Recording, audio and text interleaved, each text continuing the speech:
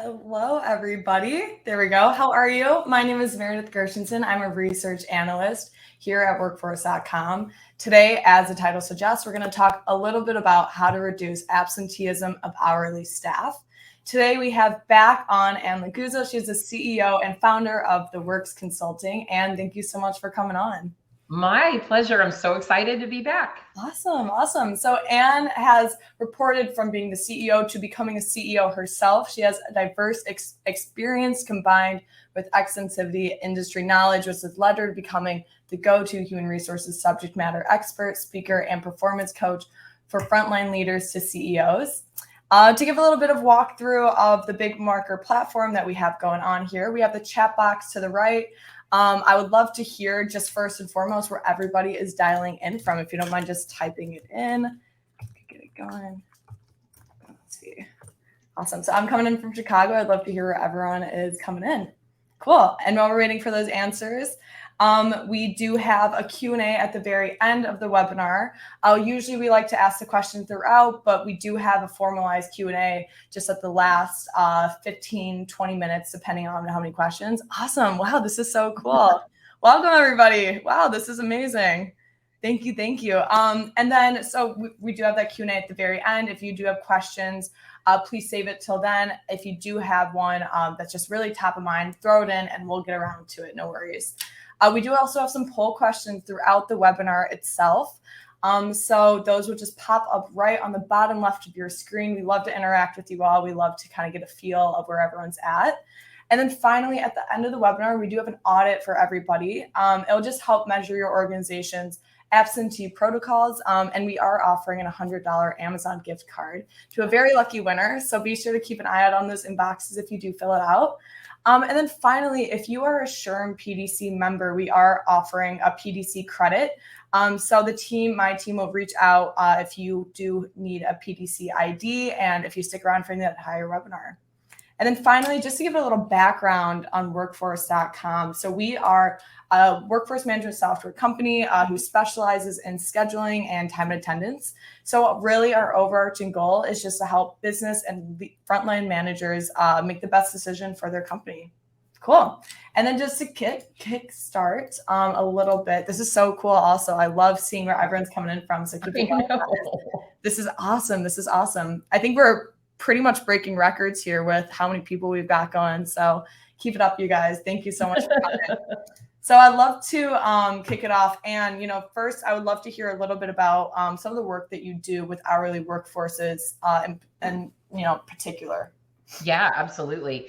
So, our client base really is a wide range. So we have, manufacturing, distribution, we have healthcare, restaurants, we have nonprofit organizations, like legal firms, like service firms, like legal, CPA, so kind of runs the gamut. We have all different types of clients. And I've been like that since I started my business 21 years ago. Mm-hmm. And where I am in California, I was thinking this, watching where everybody comes up, we have some really strict rules on what I would refer to as non-exempt or exempt, and you might all call hourly or salary.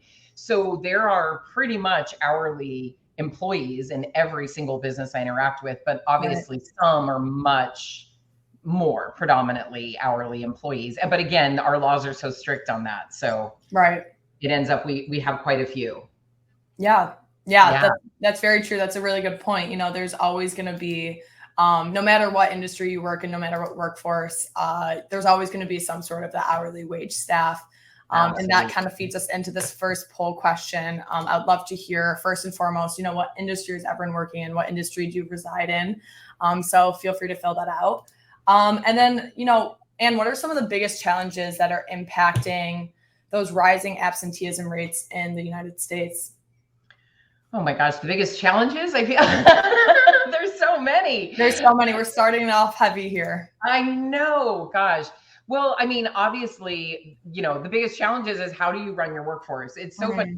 Just talking to a leader who happens to be in the retail space yesterday and was saying, an employee asked for a day off 2 weeks from now to go to a doctor's appointment. Okay, so very reasonable. But the leader found herself responding in such an inappropriate way because this is her go-to reliable Tuesday coverage person. And Right. that was unfortunately the only day she could get a doctor's appointment. So it's so funny. So I just feel like leaders get so stressed because it's like, well, who's doing the work, right? While you're gone. And how am I going to handle this? So there's the challenge of not having enough people in general right now because it is so hard. A lot of people have a lot of open positions. So everyone's already stretched.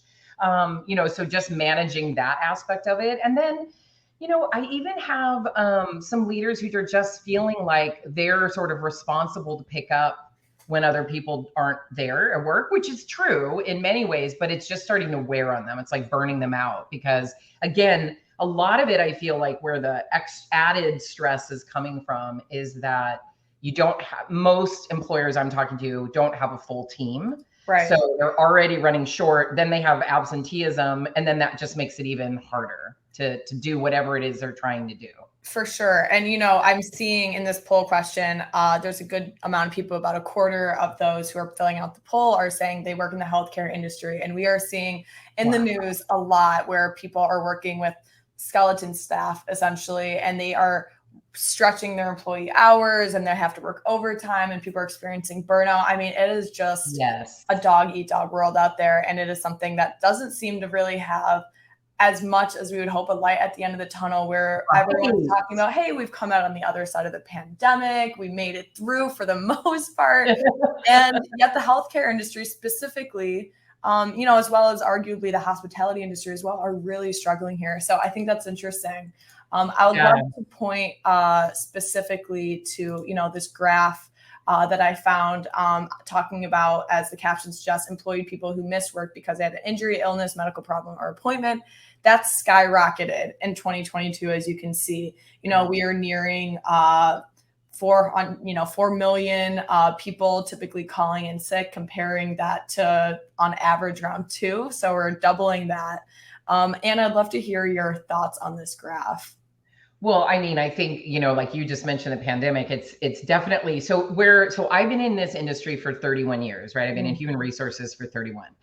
And what I remember back in the day, which many people will remember, and some of you still do this, is that someone would say they're sick and you kind of go, well, how sick are you? Right? Like, or can't you come in? And it was almost like a badge of honor to show up to work with your Kleenex box and your Dayquil and be like, I'm sick, but I'm here. Well, now, with COVID, no one wants to get COVID. I mean, I don't know why any of us wanted to get sick before, by the way, but it was, different transmission, all of that stuff. But so I think, one, you have potentially kids or family members, you have an exposure issue, or they can't go to their daycare. The kids can't go to daycare because they've been exposed or they're sick.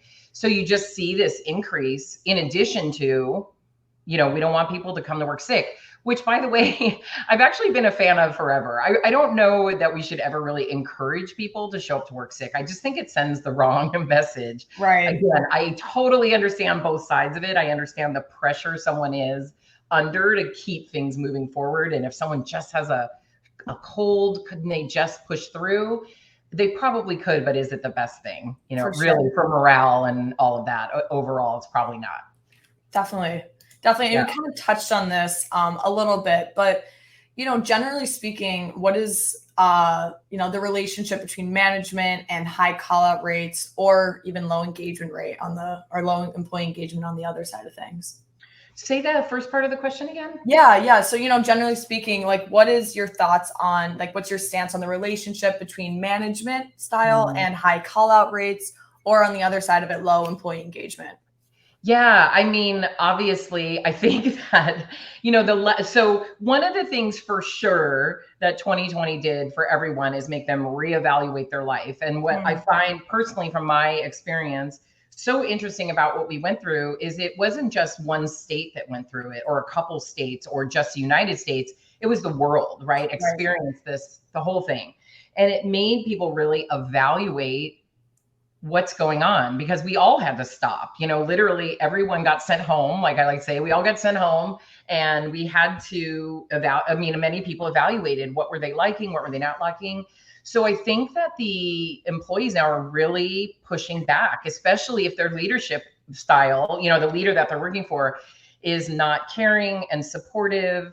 and doesn't value them. And I think that adds to absenteeism for sure. It just adds that overall, I don't love what I'm doing. Potentially they just have to do it for now. Or, I find some people that they would love to change careers, but they've gotten so far along in their career that to change careers would be like a significant pay cut, or it's very hard to make that transition.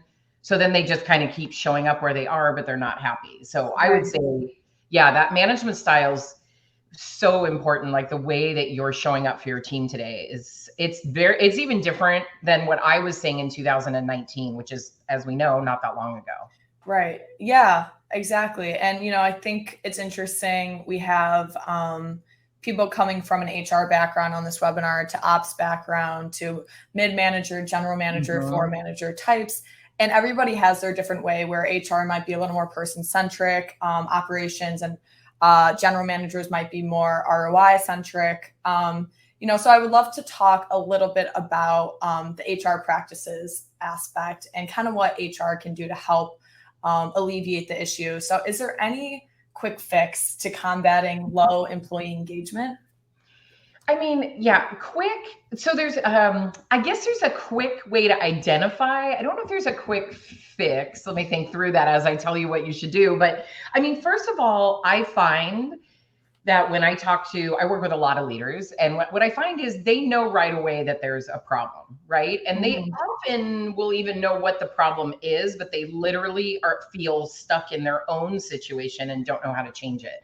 So what human resources people, or anybody in the human resources world can definitely do is start interacting with those leaders and finding out what are their obstacles, right? What's preventing them from showing up and doing their best work every single day? And their initial thing might be, well, if my team showed up, it would be so much better. But kind of challenge them beyond that, Okay, so let's say your team's here 100%. What other things kind of are showing up for you? Because they're having the same stuff that we're all dealing with, right? I mean, they have the same types of things that come up for people. But I think that if you could start to identify those challenges, you might be able to work through them a little more quickly. And if it is purely just, well, I've got a team that's absent a lot, well, then we have to talk about that. Like, let's look at what's causing the absenteeism. Is it really a bunch of COVID issues? Is it something else, right? Is it something that maybe perhaps is about morale or the way the leader is leading? Is this new? I mean, there's so many aspects to look into. So I guess, is there a quick fix? I don't know. Right. But you start to identify pretty quickly. And then I think you can come up with some, things that you could do that you would be able to start implementing. For sure. I was just going to, that actually fed beautifully into my next question. Is there any, telltale signs that HR can look out for and what might look like a poorly engaged employee or poorly engaged staff member? Absolutely. So obviously so if you have what I call a high performer and they start demonstrating low performer behavior, pay attention to that. And I even say like the smallest shifts. So for example, if you have an employee that's been reliable, consistent, they're, the go-to person, and you start noticing they're missing a meeting, they're calling out sick, they missed a deadline. Those are all signs that something is going wrong. And leaders sometimes miss those because this employee maybe, 95% of the time shows up amazing. They might miss those little moments where you don't want to wait till there's 10 of those moments. You want to pick up on it right away. So for sure. So those are some of the things. You also, we've talked about obviously calling in injuries, turnover. That was the other thing I was going to talk about. Something that's happening right now, we're all experiencing this, right? Is that people are needing more money. And what I ask my clients to do is ask the employee. Now, I'm not saying you're going to promise the money or giving them money, but I'm just curious, if I was able to meet this salary, what would be the next reason that you would be leaving our company? Right. Because likely, yes, money is a motivator, and I get it. I just saw someone, we were helping someone do some recruiting, and their employer counteroffered $30,000, and I'm not exaggerating. $30,000 they counteroffered. That's how much they wanted to pay this person. So yes, money can be very enticing, but usually that's not the only reason people start looking for work. Usually the reason someone starts looking for work or they get enticed by a job opening is because they're not really happy all the way around. So those are the things you want to start finding out, and those will be some of your indicators. I would love to point to this next slide. And, we found this from a Gallup article, which we all know and love. They are very reputable. If you're not familiar with them, definitely check them out. But they talk a little bit about, in each of these quotes that we pulled, the first one being about the indirect correlation between absenteeism rates and productivity. You see 41% reduction in absenteeism and 17% increase in productivity. That's pretty big. That is definitely a really big percentage. It might not seem that big, but in the large scheme of things, especially in today's world, 17% is pretty great. The second quote, talking about the correlation between customer satisfaction and engagement. We kind of talked a little bit about this, how one thing impacts another. Customer satisfaction, especially in hourly, waged industries like healthcare, hospitality, retail, manufacturing, that's pretty big. That's something to really keep in mind. And then this third quote, I think is really impactful, talking about the 21% increase in ROI purely from engaged staff. So I think this quote really well sums up the tie-in between HR, operations, general manager, mid-management type positions, and their goal at the end of the day. It's really hard for HR to quantify the impact that engaged staff has, that absenteeism has, that turnover has, where here we have this number where it's talking about, when you're bringing it all together, you're going to see a 21% increase in profitability. That's pretty great. So I would love to hear, kind of what you think here. Well, you know what? I love what you just said, that it's hard to quantify it, because what's so interesting is I feel like when suddenly everyone pays attention to when it is quantifiable is when there's turnover. Right. It's like, well, now we have high turnover. What's HR doing about it? But it's like, what about all the months that there was very little turnover? Did anyone really focus on that? Yes. And I think sometimes pointing to things like absenteeism or COVID, let me be more specific, like COVID, this generation doesn't want to work. No one wants to work. I'm thinking of all the comments I've heard.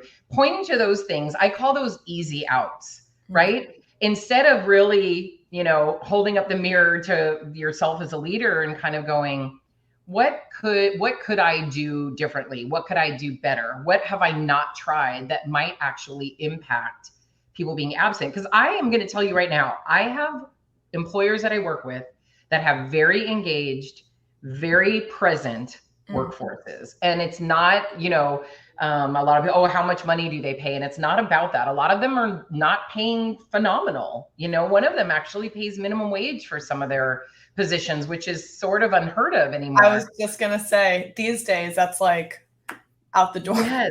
Well, exactly. It was like they had to confirm with me. We had some minimum wage changes here, and they confirmed with me what the minimum wage change was. And I'm thinking, I can't believe you all still are paying minimum wage, like for certain positions.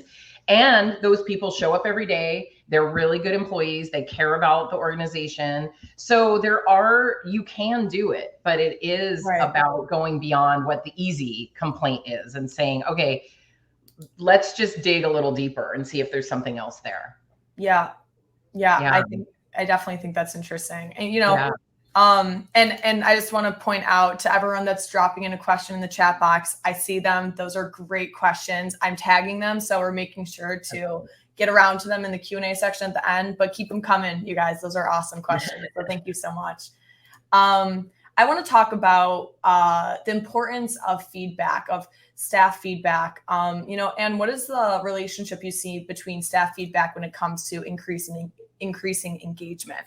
Oh my gosh. So I believe that everyone wants to feel important. Okay. Everyone. And I think everyone wants to feel that they're adding value to their organization. And I don't care what your company does, right? I don't care if, I've heard people say like, I don't want to be just part of making a widget for a machine, but I don't care what your company does. Your employees can see the value in what you're doing and see the vision for where the company's going and what their place is in that. And so I think giving feedback around that is so important. So I find that when I say some leaders spend a lot more time thinking about how to discipline someone and how to write that up. And they spend more time on that, less time on how do I acknowledge someone.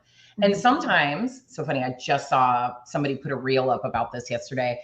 What they think about when they think about acknowledgement is they go to, let's have a pizza party, let's do coffee, let's send out gift cards. Right. And I am not knocking those things, but that isn't the acknowledgement I'm talking about. I'm talking about spending as much time as you spend getting ready to write someone up, to tell them not just, hey, great job, Meredith, appreciate that, but like, hey, you know what? Yesterday when you led that webinar, the fact that you did that extra research, you put those slides up, whatever it is, that made a huge impact. And I appreciate that. That feels so much better. And I feel like, oh my gosh, I just added value today. Like that's fantastic.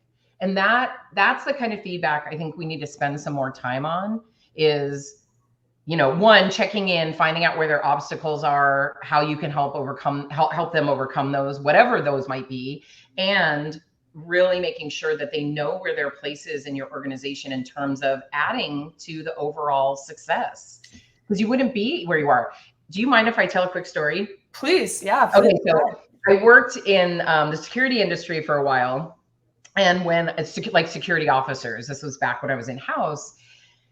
And when I got to this one company that I worked for, they were speaking not very highly about the security officers. So the office team would not say very nice things about the officers. And I'm their HR director. And I finally said one day at a meeting, I'm like, hey, if those security officers aren't out in the field doing what they're doing, none of us get to sit around this table anymore because our salaries are gone. Like we're getting paid because our security officers are showing up. And it was like, they were so surprised, one, that I even said anything like that, but it really was like the beginning of starting to change the culture there, because I'm like, you know what? Every employee does frustrating things. Even when I was an employee, I did something I'm sure that frustrated my boss. We all do frustrating things, but we don't have to degrade people or talk poorly about them. They're all important. And so you have to find ways to make them feel that way. Yeah. And I think, we've talked about this in a couple of other webinars, and this will just be the last point before we move on. But I think a lot of times we tend to throw money at the issue. And these days, it is really hard to make that sacrifice. We don't necessarily have the resources that we used to maybe prior, and already we're being so stretched thin with our budgets and everything that's been going on, where, gift cards and pizza parties and coffees and stuff, those are awesome. But I do think it's a bit of a Band-Aid fix opposed to really getting to the root of it and kind of approaching it from that human-centric approach, from that person-centric approach like HR typically does, and offering just those words of affirmation, those positive sentiments, that kind of thing. I was actually even talking to CEO of a small trading firm, and he was saying, we have these interns and they're doing really good work and, all this stuff. And I've been hearing from their managers, and I'm like, oh, have you told them that? And he's like, oh no, like they don't even know who I am. Like, I'm like, well, I'm sure they do. First of all, just introduce yourself and say, hey, I've heard you guys are really killing it. I've heard that you guys are doing awesome work. And he came back around, he emailed me the next day and he's like, you were so right. Like they were so appreciative of that. And in fact, like one of them even talked to him after about doing something full time when they graduate. And I was like, what a huge difference that, hey guys, I heard you're doing a great job. Keep it up. So, I just think it goes a lot longer of a way than, hey, we brought donuts in Friday morning, good job, everybody, go team, go. Yes, I totally agree with you. And I think, but that's the easier way to do it, right? If I think, well, I got to sit down and figure out what the meaningful feedback is, and I got to actually go find the employee or Zoom them or wherever you're meeting, these days, I got to take those extra steps. Where do I have time on my calendar? All that. Well, I could just bring donuts, Right. Okay, I'll just bring donuts. But like you said, it's not to say stop bringing donuts or whatever it is that your office likes, but it's really to go beyond that now. It's like, I am actually kind of loving in a weird way what we're going through, because I feel, and I've been talking about leaders stepping up for years. And I feel like now the workforce is really pushing leaders to show up.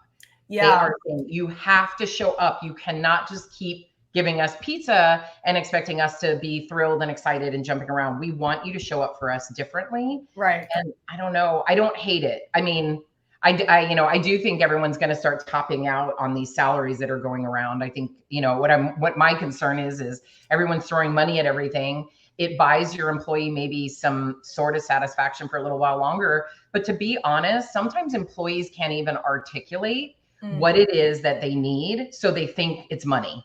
Because, when people say like, I don't get paid enough to do this work, right? Like, I don't get paid enough for this kind of abuse or whatever. So it's always like, oh, if I made more money, I could tolerate whatever. But what they find is they'll get a raise, even a big raise, 6 months to a year. They realize that raise, you usually absorb it. Most people end up just sort of absorbing it into their lifestyle. It doesn't feel like some big raise anymore. And then you're still not happy. So, and I think employers are going to get topped out on how much money can they eventually, when does that stop? And at some point, does it flip all of a sudden? And now they need to start cutting pay or laying people off or whatever. 100%. I mean, with inflation itself, it's hard to keep up with. It's just one thing after the other. And I mean, it's hard. I mean, and I'm sure most of the audience can relate to that. But yeah, no, I find that really interesting. Is there a KPI or a key performance indicator or some sort of measurable metric to track engagement? Oh, that's a great question.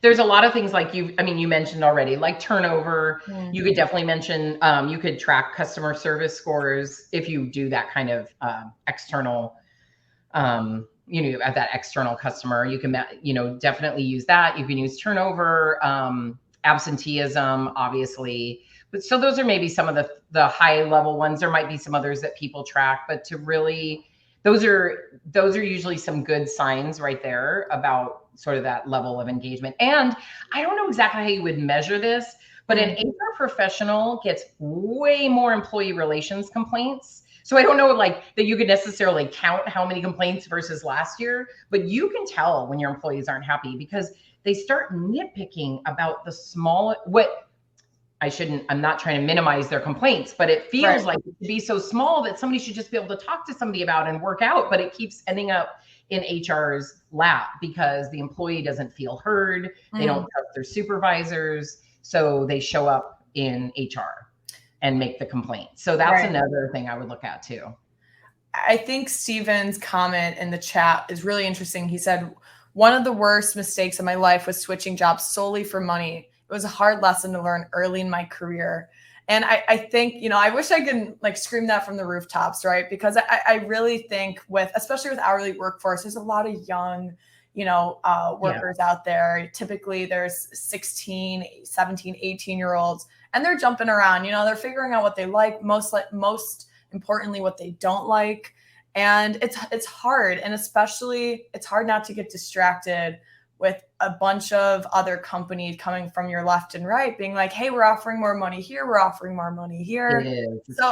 It's really hard to kind of, especially for, those managing those employees, those staff members, to keep blinders on and be like, hey, we will do our best to make sure that this is a great environment, that this is a great culture, whatever you need, whether it's laying out a more clear and concise career path for you, even if it is, down the road, increasing your salary with that career path growth. So it's hard, but I really think, it's as cheesy as it sounds, communication here is truly key. One of the things that we do at Workforce is we do, staff feedback, shift feedback specifically. So after each shift, you get sent, your employees get sent an automatic survey. They fill it out. You get the results and you can see, oh, hey, they didn't love working in the morning. Maybe I'll switch them to the afternoon shift. And that little change could keep them on. They have a say. Such a big deal. I think that's really important. And we're seeing studies more and more similar to this one from Gallup on talking about, hey, engagement does have a place in the HR space, in the absenteeism space, and ROI. It's just a matter of being able to measure it. And that's why I asked you that metrics question, because I think it's hard to measure at the end of the day. It is. It's very hard to measure. Yeah. You know what else? And I want to really encourage everybody here, because I know that a lot of our clients are really like giving, and they're giving like 80% and maybe getting 20% from the employee. And what I really want them to do is back that up. So it's 50-50. So if you feel like, well, I gave them, a modified schedule and I allowed them to go to the doctor's appointment, when it was inconvenient. I know most of us, we have to do that anyway, but that you feel like, and I did this and they're still not showing up or not reliable or not getting their work done. Well, you need to back up. Like I don't expect you to go 80% and the employee's just sitting there picking and choosing like a menu of all the things they want from you.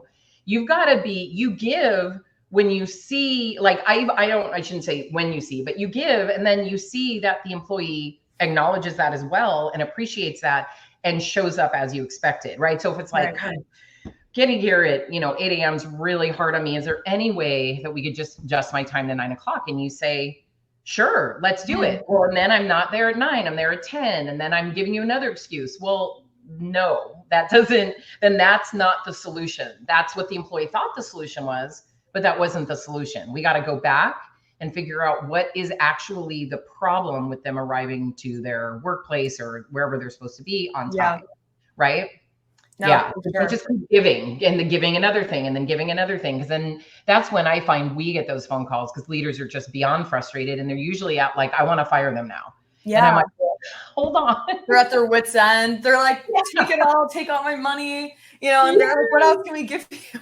It close off their back, Yeah, it's hard. It is really difficult. And I think that's a really important point that you made, and taking a step back, taking a breath from it and being like, let's kind of start fresh. Let's start at the root of the issue. Let me talk to them. Let me go up to them. And, especially when you notice those signs of low employee engagement, nip it in the bud, get in there and make sure you're communicating and make sure you're getting that consistent feedback, whether it's after each shift, like shift feedback features, or, whether it's a monthly survey, something like that.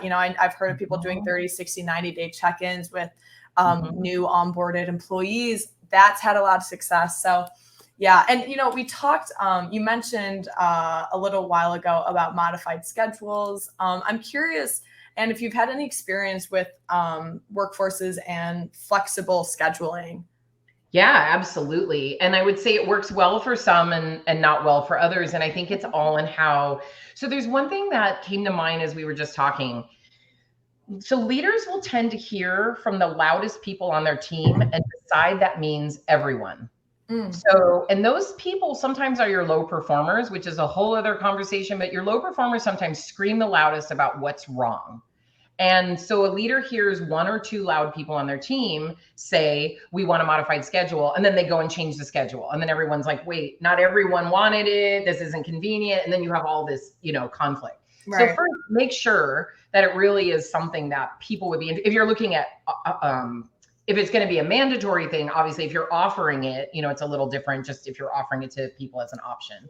Right. And, but I do think it can work. And I actually had one of our clients just last year, I guess, they said, you know what, we think that we want to go to a schedule where the every other Friday is off.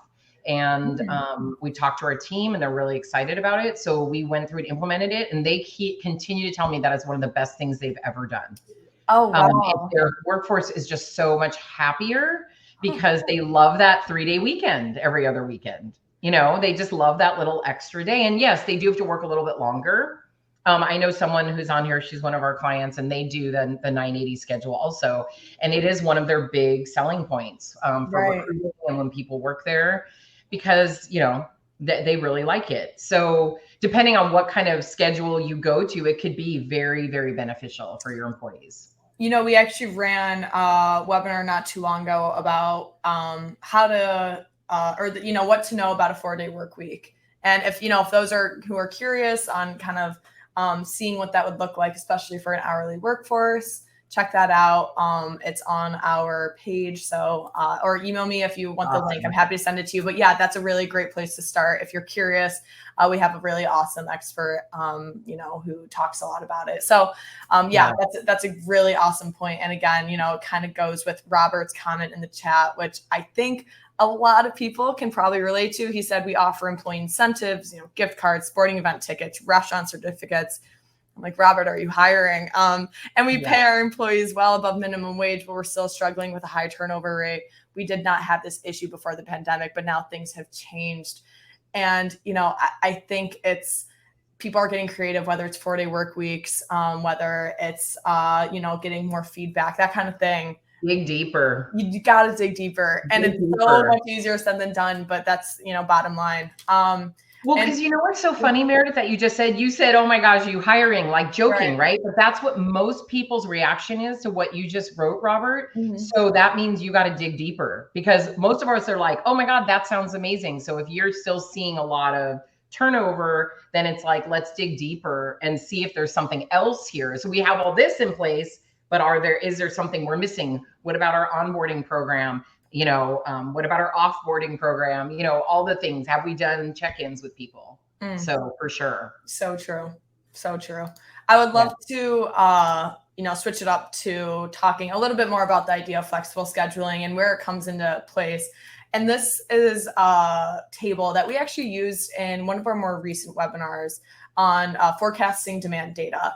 And this is a table that was brought in from the University of Chicago. He was a speaker. He was a PhD candidate on labor economics. And he brought this in, and I just thought it really pertained to this topic as well. But if it's talking about, as the caption suggests, the pay cut that employees would be willing to take to their hourly wage for the following features of a job. And if you look at flexible schedules, it has almost one of the, the second biggest impact right behind working from home, which of course with hourly workforces, that's very hard to do, unless you can flip a burger from behind your, TV. It's kind of hard. It's a little hard to do. So, flexible schedules is so underutilized, and it's something where people are willing to be like, I don't need more money. I just want, some more flexibility, some more autonomy over my own schedule. So, and that kind of feeds me to my next question. Have you seen any change in absences when employees are given more autonomy over their schedules or ability to call in sick, et cetera? So I want to say this. I mean, yes, I've seen some improvement in the employers that have done that, but I want to say that they've also gone beyond that. Like, it's not just the flexible schedule that immediately impacts absenteeism. It's a flexible schedule and, right, all the other things we talked about, and valuing your team and doing regular check-ins, making sure they know you care. And I think it's really important to keep in mind that you shouldn't reward poor behavior.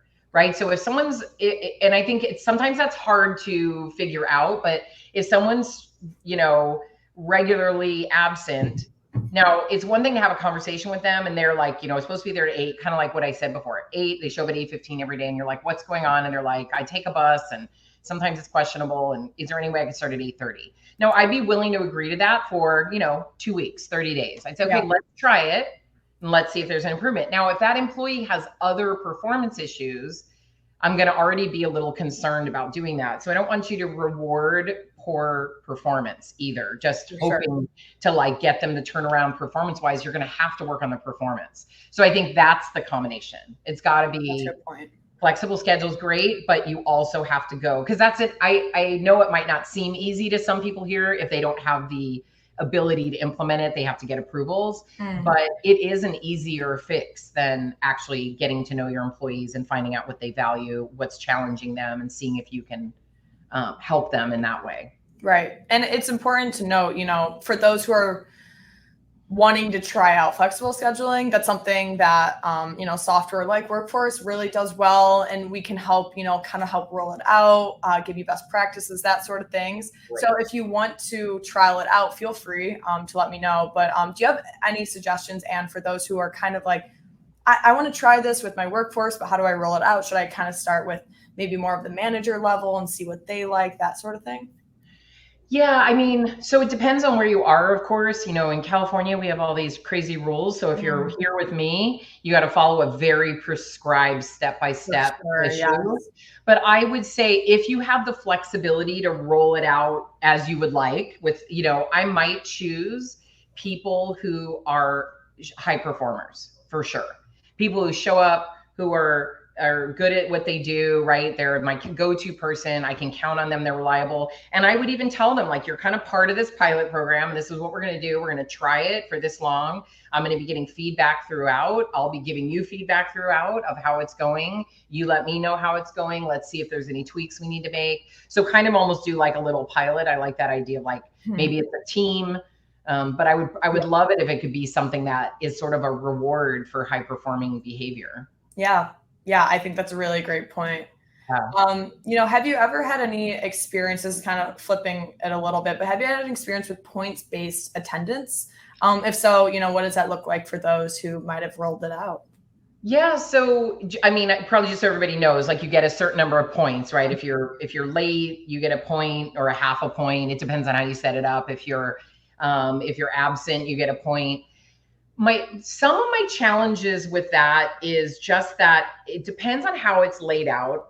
Some employees know how to get up just under the points. And then, so you've got a lot of you have, I've seen the ones, I've seen a lot of the point system where there's going to be a lot of absenteeism or tardiness before anything even happens. And then what happens is a write-up, let's say, and an employee may just go right under that, a number, right? Get up to that limit, or they take the write-up and then they go as far up as they can before they get to the next thing. Right. So there's sometimes a little finagling around it that I don't love. And then I've seen in a lot of point systems, they reset like every 6 months or 12 months.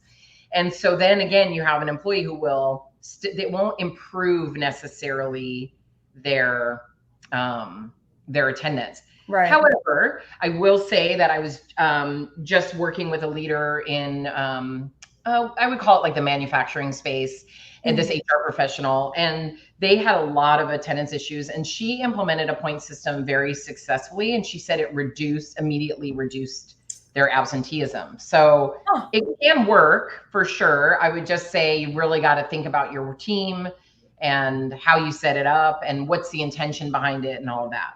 Yeah. And, I'm looking at, I sent out a poll question asking, has your business ever used or currently uses a point-based attendance system? Definitely majority are saying no. There is one person that said yes, but employees hate it. And the reason I ask is because we've been hearing a lot about it on our end lately, on the phones, where people are like, do you guys offer point-based attendance? And we're thinking about, kind of, what is a general consensus here? So this is kind of why I asked the question. But I find it really interesting that one manufacturing company really found an increase in reduced absenteeism rates, or lowered absenteeism. So I find that interesting. I do think it really depends on not only your team, but maybe the industry that you work in, what the points amount up to, kind of like what's the pot of gold at the end of the rainbow. But I think it's interesting. I thought that's a very interesting response from the audience. It definitely is. And I think you have to think about this though, and this is a conversation I have a lot with my clients is, are you coming from a punitive place? Like, why do you want to create this? Well, because we have absenteeism and I need them to pay for it kind of thing, right? That's the wrong place to be coming from. I then just go start having conversations with employees. What I find is you usually, out of 10 people, all 10, you're not having excessive absenteeism. A lot of you are having excessive absenteeism with the same people. And if you just look a little further, those people are not your best employees. So there are many other issues going on. So what I often say to our clients is focus on the other issues. Start managing their performance. Because if they're not showing up to work, they're not getting things done, right? So manage that. Now, if this is one of your best employees, like I said, and they've taken a nosedive and now they're calling in sick all the time, well, that's a different conversation, right? Now you're coming at it like, for sure what's going on, like something is impacting this person. So I say, think about the why, if you would ever want a points-based system. And if it's more because, it's just so hard to manage. Whenever I hear that, I'm like, supervising people, there is no easy way out. There is. No matter what system you have in place, what policy you have in place, you're never going to write a word for every single situation that comes up. And at the end of the day, you're dealing with people. And I want to say this one last thing about a points-based system. The other challenge I find leaders have is you get to a place where you don't want to take the action that's required by your very strict policy because you drew this box because of 5 people, not 50 people. And now you have one of your 45 people that's a really outstanding performer.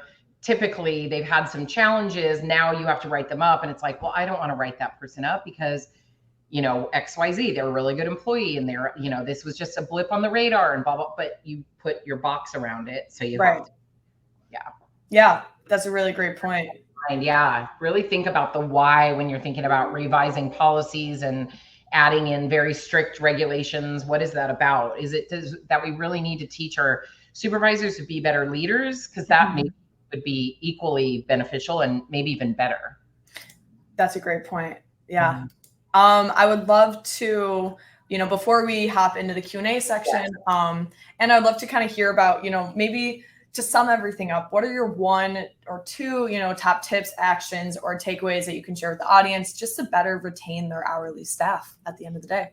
Your hourly people have to feel valued. So you have to find ways to communicate that to them in a meaningful way, not pizza, not gift cards, but in a meaningful way where they get I call it like eye to eye time with their supervisor, explaining what their role, how their role impacts, even if it's the most entry level person, how their role impacts the success of the company and what it means to you when they show up to work. And then maybe that's like probably my absolute favorite. They've got to feel valued. And then the second one is I think just really paying attention and not going to the easy fix. Like, oh, we just need a new policy and it'll fix it. But like, what is really going on here? And digging deeper, as I like to say, scratching like beyond the surface, if you will. Yeah. That's great. That's awesome. Do you mind if I share just one story before we go to Q&A? Yeah, go ahead. Everybody get ready for Q&A. Yeah. So when I was in college, I worked for someone, her name was Ananda. I worked in the media department or whatever. And every single day at the end of my shift, Ananda would say, thank you for coming in. I didn't work full time, but every time I worked, she would say, thank you for coming in today, Anne. And I said, one day I finally was like, Ananda, I don't understand why you thank me for coming in. It's my job. And she said, but every day you have a choice. And when you choose to come in here, it helps me and it makes it so I can focus on other things. That made a huge impact on me. And it's when I was working in-house, it's how I acted with my hourly team and all my team. Yeah. Every day I would go and thank them for coming in and say goodbye to them every single day. And I realize if you have a team, you know, you're a leader of a company of 600 people or something, or an HR professional of 1,500 people, you can't go say goodbye and thank you to every single one of them. But it's just a reminder how much value that is. And she's right. I did have a choice. You know, I could have called out. I could have, you know, faked being sick and all those things. But I did like to show up for her. So keep that in mind. I think we undervalue how much people need to feel valued. I think that's a great point. It goes a long way. You know, those little how are yous, those little have a great day. Yeah, you know, that's a long way. And that's people ask a lot of the time, you know, how do you build a good culture? You know, what does that even mean? It's those little moments, you know, it's a little in between. So I think that's great. I would love to hop into the Q&A section. Yeah. Really quick, you know, if you have a question, feel free to throw it in the chat. Also, you can also raise your hand if you see that little hand icon. It's a little hard to find, but it's right by the little emoji icon. Raise your hand, and I am more than happy to unmute you if you do want to ask it live. If not, just throw it in the chat. I'm happy to get around to it. Awesome. So to start us off, we had Dee ask a question. She said the frustration is having teams on a flexible working policy where they can choose to come to work in the office or not. They call out whilst at home. You feel yourself asking if they could still work from home. It blurs the lines a little bit. And I'd love to hear your thoughts there on the, you know, work from home. Missing a lot. Oh, I mean, that is a really good point. It's so funny. You know, Meredith and I talked about this a little bit when we were offline, just about how it is so funny. People now, we're telling them not to come in sick, which is a great improvement. But then there's that follow-up of, well, can you work from home while you're there? So, I mean, I'm kind of a fan of, if people call in sick, let them be sick. If they request to work, I would certainly want to talk to them about that. Like, tell me a little bit about what it is you want to work on today or why you want to work. And not because I don't want to allow you to work, but just because I think it's important. If you don't feel well, I want you to take care of yourself. And And so maybe they're like, oh, there's this project. I feel like I'd feel better if I could just get it done. I think it'll take me an hour. Great. Go ahead and do it. So I think that, yeah, I do think it blurs the lines a little. I mean, I really do. And I think I would like to see less of the employer initiating the ask and let the employee ask if they choose to. And sometimes the leader should just say, do not even worry about it. I got you. I got you. Just take the day. I appreciate it. We'll work it out. I'll help you tomorrow sort out getting behind or whatever. We'll work it out. Awesome. Yeah. That's a great point. Martha asks, do you think combining sick time with vacation balances? I think staff tend to call in sick to use a day versus vacation. Thoughts? I mean, I know I love the combination, but it's a selfish reason because when I was in-house as a high-performing employee, I never called in sick. And I always thought it felt like I was getting ripped off for days. And I didn't have a family at that time. And so I wasn't really calling in sick. So, I mean, I love it. And it also goes to what you were talking about with flexibility. It's like, hey, we trust you to kind of, build your own. Yes. It doesn't get into like, oh, I'm sick. I don't care. The only thing I really care about now is if you have COVID, because we still in California have a bunch of rules on that. But other than that, just gosh, I don't care. You're not coming in today. Just follow the call off procedure. If you're going to take a vacation or more that kind of a planned time away, whether it be medical or vacation, let us know in whatever period of time. If you're calling in last minute, you're calling in last minute. Like I kind of like that because I feel like it's given. I always feel like we want people to act like adults. We kind of have to treat them like adults. So. Yeah, I think that's I exactly like that last sentence, that last sentiment. If they're gonna be an adult, you got to treat them like an adult. Even if it is a 16-year-old, I think that they're there to learn independence and they're there to learn a lot of things, character building type of stuff. So treat them like that, and it's hard to do sometimes because you feel like you need to maybe keep them in line a little bit, maybe kind of help them with that structure and building out that structure. But I really think that the independence factor goes very far, if you can promote that and be like, it's your call. Like, just know that you won't get the, bonus today, or you won't get whatever the experience. It's at the end of the day, it's their call. And if they're kind of using and abusing that, you kind of know that's a conversation to have. Exactly. So that's a great point.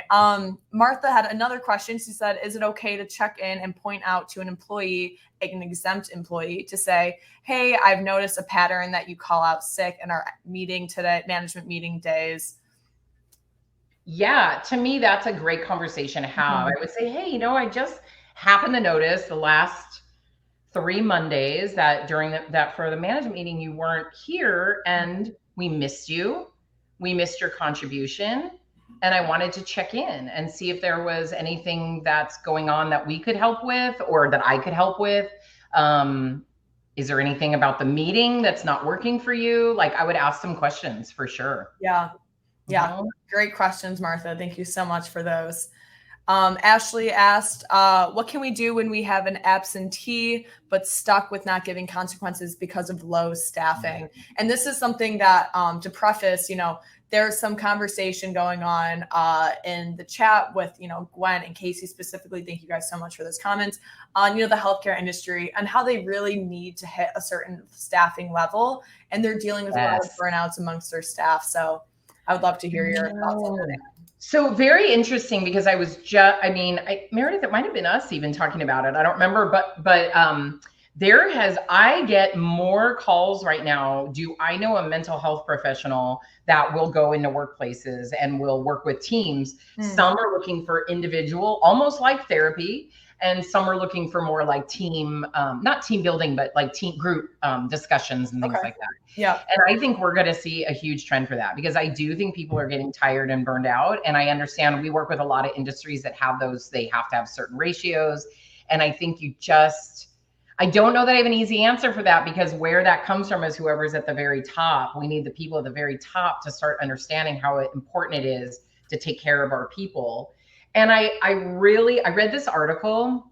This was a few months ago on LinkedIn, and oh my goodness, I almost reposted it and wrote what I really thought about it, because it was saying something like about, not disciplining people because you're so short staffed. I hate to use that word discipline, but not taking corrective action, not managing performance because you're so short staffed. And I was like, this is not the time to stop being a leader.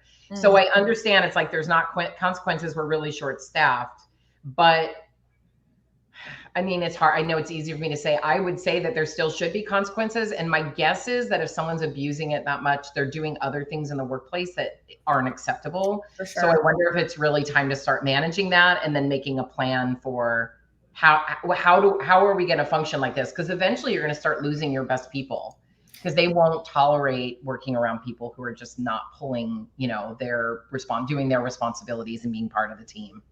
For sure. And that actually, we had a couple questions sent into us prior, and we had Mary, who works in the healthcare industry. She said, I work in the healthcare industry, and allowing flexibility to lower callouts is hard for us.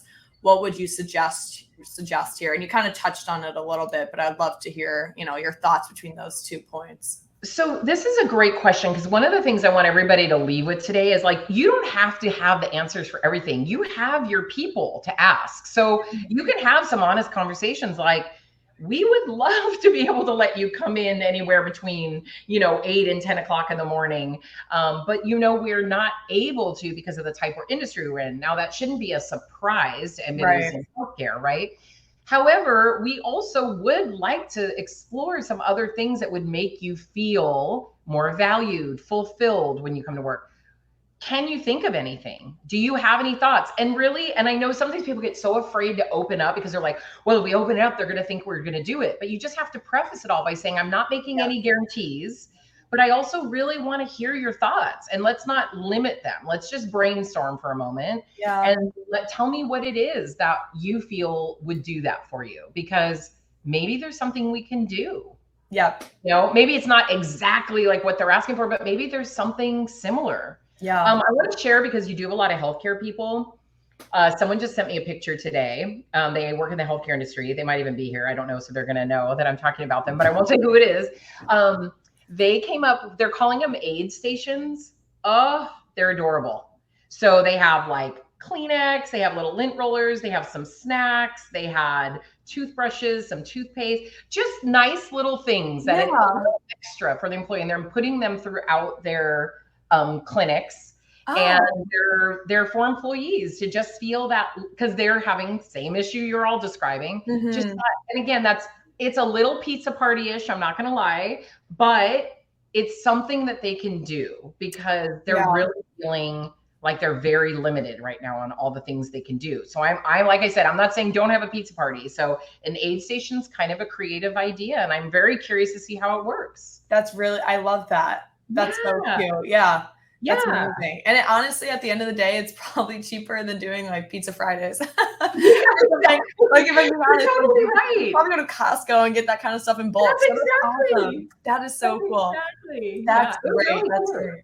Yeah. I love that. We have a couple more questions, but I just want to end on this last one. It's a question that was sent in from Jill. She said, not sure what you know about presenteeism and how prevalent it is in today's world. And when I first saw this question, I was like, I have no idea what that means. So for those who aren't sure, presenteeism, or working while sick, in the act of culture of employee continuing to work as a performative measure despite having reduced productivity levels or negative consequences. So we kind of touched on this actually at the very, very beginning of the webinar. So, Anne, I'd love to hear your thoughts.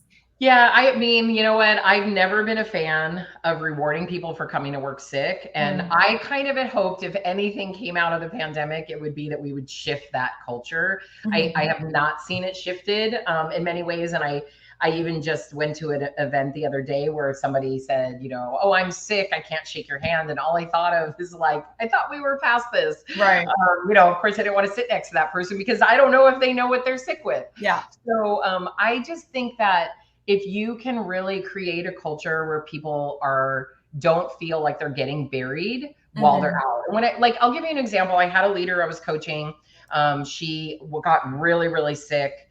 And while she was out, no one took care of her emails. So she comes back 3-4 days later and she's just got so many emails and she's spending all this time writing to people, explaining that she was out, apologizing, she'll get back to them. Right. And I thought, why didn't someone put her out of office on? Because she was so sick, she couldn't do that. Why didn't somebody put her out of office on?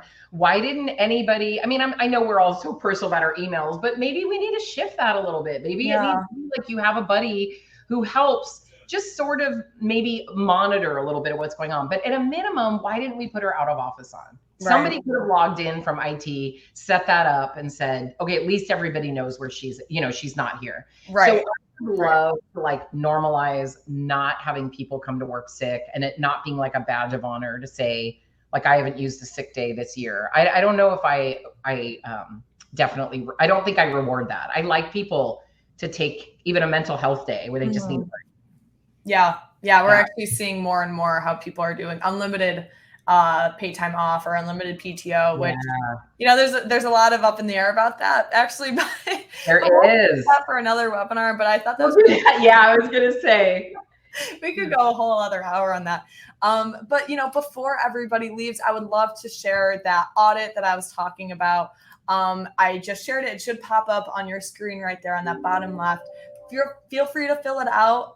And, you know, if you do, we are offering a lucky winner, that $100 Amazon gift card if you fill it out. So keep an eye out on those inboxes. And until then, Anne, thank you so much for coming. We so appreciate it. I know I learned a lot. I'm sure our audience did too. And everybody, thank you so much for your questions, your comments. We will have to see you all at the next webinar. Yeah. Thank you, everybody. Awesome. Thank you all. Have a good day. Thank you so much.